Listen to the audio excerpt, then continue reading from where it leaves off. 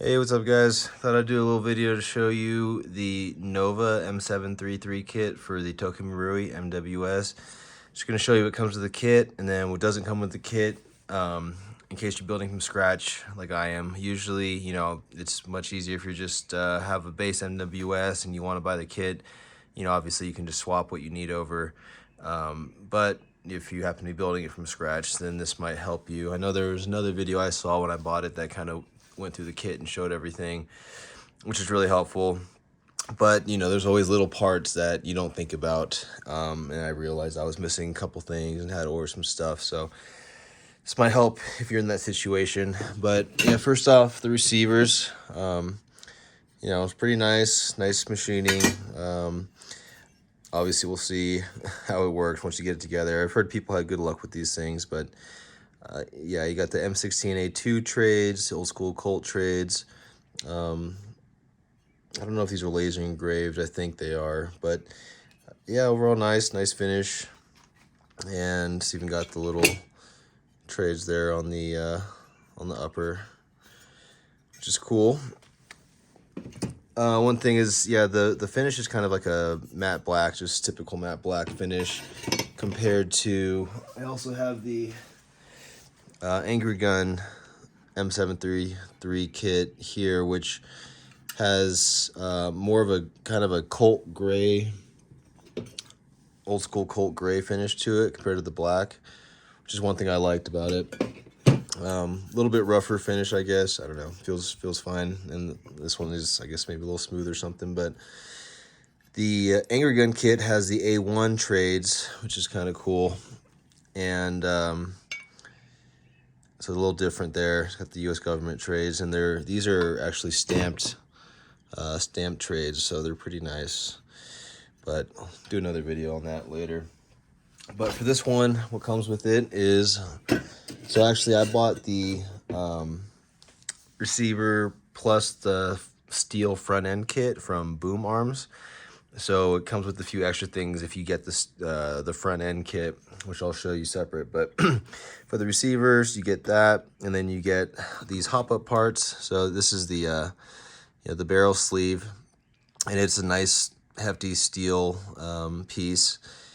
It feels really nice. You get a hop-up chamber, steel hop-up chamber, which also includes a hard spacer. It's a, I don't know if you can see it, but it's a concave nub, which is nice. It should work good. And then the hop-up dial adjuster, which goes in the upper. So that's kind of nice, because usually kits don't come with hop-up parts. The reason this one does is it takes, this is based on the GMP design, or the T8, I guess. T8 also sells it, but it's like their quick detach hop-up system, so you can pull out your inner barrel and your hop-up without having to disassemble the whole front end, which I don't know how it works yet, but seems kind of a nice feature. Downside is that it's proprietary, so you can't swap these parts out with other with standard Marui style hop-up parts. But assuming this stuff all works good, then shouldn't be an issue. The chamber, I don't know if, sorry for the noise. I don't know if the chamber is proprietary. It does look a little different, so it might be. Someone could probably post in the comments if they know, or I can figure that out when I do and let you know. But so it comes with the hop-up stuff, and then all the O-rings for the hop-up chamber. Actually, it has two outer O-rings to keep this together. Normally they just have one, so that's kind of nice. And then it has some there's some O-rings in the middle there too that go around your barrel. Also comes with the rear sight aperture parts. It goes in the fixed carry handle here. So your windage adjuster there. And it also comes with a forward assist, which is nice, because a lot of kits don't come with that. Oops, I'll lose these little parts. And it also comes with an ejection port C-clip. That's the dust cover. Doesn't come with the dust cover though, so you'll need the dust cover and the rod that connects it with the C-clip. What else? I think that's pretty much it.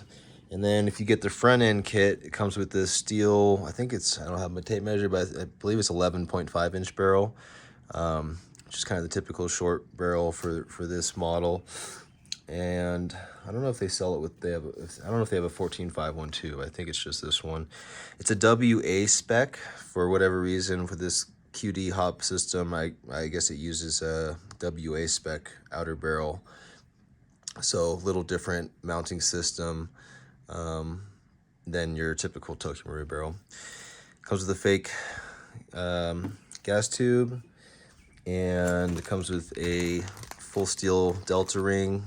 All these parts, I don't know what this part's called exactly, but you know, it's for that's where the handguard locks into. And a nice nice steel sling hook. Feels solid. Nice hefty full steel front sight base and a steel flash hider. All these parts have some nice weight to them. The only part that I don't really like is the handguards they give you. They are skinny Car 15 style handguards, but they just feel real cheap plastic. You know, this feels like a cheap part. I ended up buying some real ones. These are real steel Car 15 grips, and I don't know if you can tell, but there's, you know, there's difference in the material, obviously, and the finish, or the color. These just feel like so much nicer, and they have, you know, heat shields in them. These don't even have fake heat shields or anything. But yeah, you can see these are like kind of a shiny, you know, cheap plastic, and this is a nice polymer. But that's all that comes with the kit. So if you want to complete it, you're going to need a couple other things. You're going to need your inner barrel. We're going to swap that hop up out of the chamber.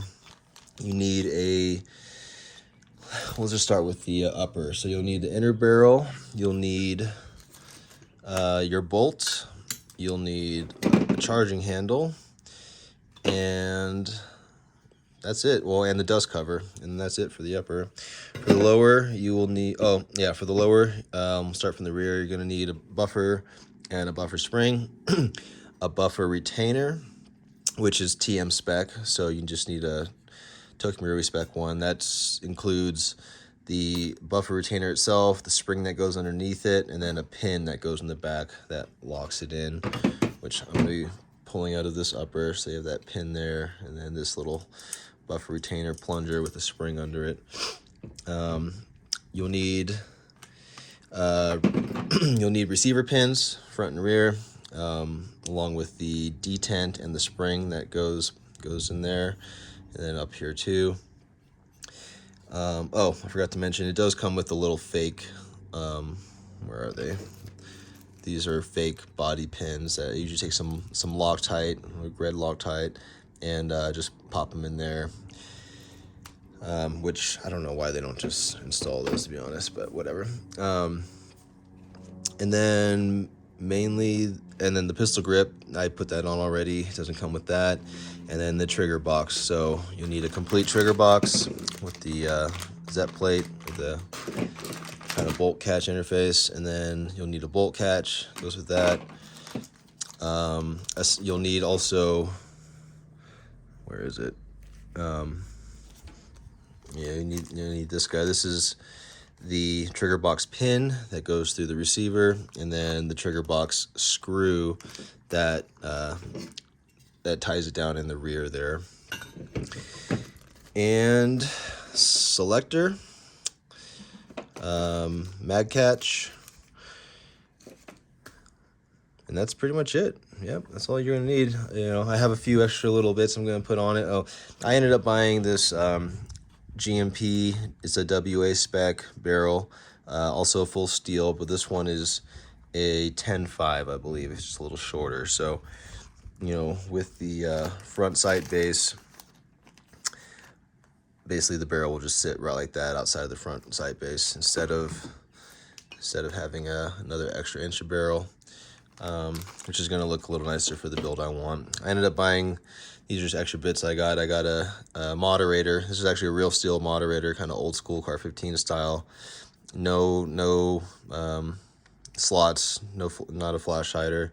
You know, the XM7, I'm not an expert on these old school builds or models, but I know there's a few different moderator styles over the years. I think this is one of the early ones, modeled after it. It's a new reproduction and made by Retro Rifles. I got that from same place I got the handguards from, I believe. But yeah, since this is real steel, it's threaded to 1/2 by 28. So I had to get an adapter. This is a 14 millimeter to 1/2 by 28 adapter, which works, but the only problem is now I got that extra inch of fake barrel. So, you know, again, that's another kind of reason. If I want to run this with the shorter barrel, it'll look a little nicer than sticking way out on this guy. If not, I would love to get an OpsInc suppressor, but having trouble finding those. They have the Mark 12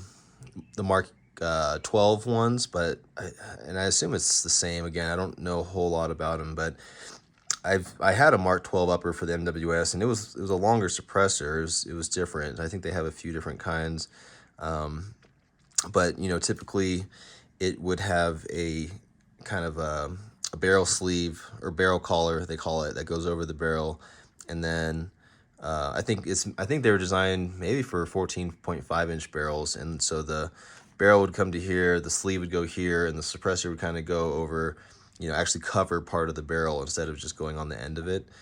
This one is just a direct thread, so it'll just thread right onto the end, but it does have the OpsInc trades, which is kind of cool, and it'll work for now. This one is actually, I believe, made by Mad Dog. I got it from 6 millimeter, and it comes with a tracer inside, so it's kind of cool.